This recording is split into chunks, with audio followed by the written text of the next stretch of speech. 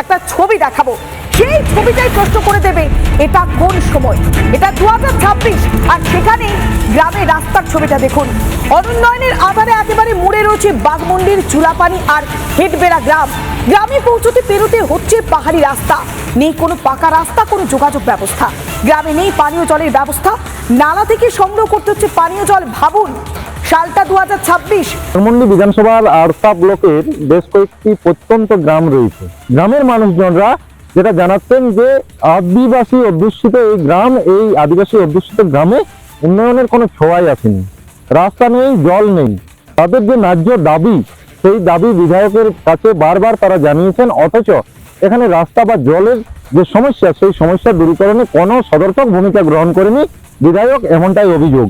কি বিধায়কের সাথে কোনোদিন সাক্ষাৎ করেছিলেন? সাক্ষাৎ করেছিলেন, একবার মিটিংয়ে গিয়েছিলাম ওই হাটগুলো। আপনাদের গ্রামে যে অবস্থা, সেই অবস্থার কথা তাকে বলেছিলেন? হ্যাঁ বলেছিলাম। কি বলেছিলেন আপনি?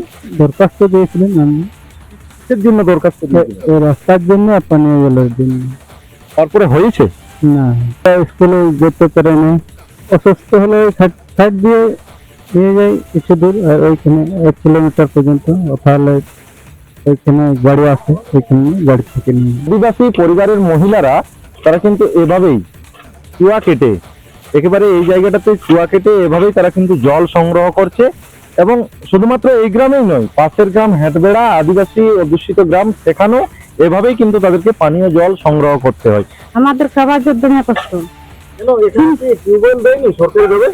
নাই দেই, টিউবওয়েল দিয়ে তো এত কষ্ট আমাদের হইতেই না। নেতারা নাই আছে, এরকম ভোটের সময় আছে, ভোটের দিবার জন্য যে ভোট দে তাদেরকে ভেয়ে যাবে, কারো ভোটের পরে কেউ নেই।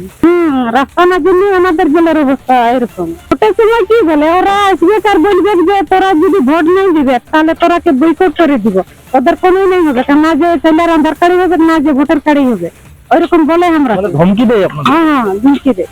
তো ভোট দিয়ে কোনো এরকম আমাদের অবস্থা, আমাদের কোনো দিদি আমাদেরকে জানাচ্ছেন যে ঠিক এভাবেই, ক্যামেরা পার্সনকে আরো কাছে এসে দেখাতে বলবো, এভাবেই কিন্তু পানীয় জল তারা চুয়া কেটে সংগ্রহ করে এই একটা নালা থেকে, এবং এই নালা থেকে তারা জল পান করে আসছে। তবে সমস্যাটা বাড়ে কখন জানেন?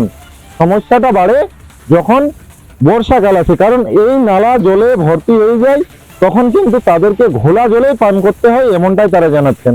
তাদের দাবি যে ভোট আসে, ভোট যায়, ভোটের সময় নেতারা এখানে আসেন এবং এখানে এসে প্রতিশ্রুতির বন্যা জড়িয়ে দিলেও কিন্তু পানীয় জলের বন্যাটুকুটা এখানে কিন্তু আনতে পারেননি।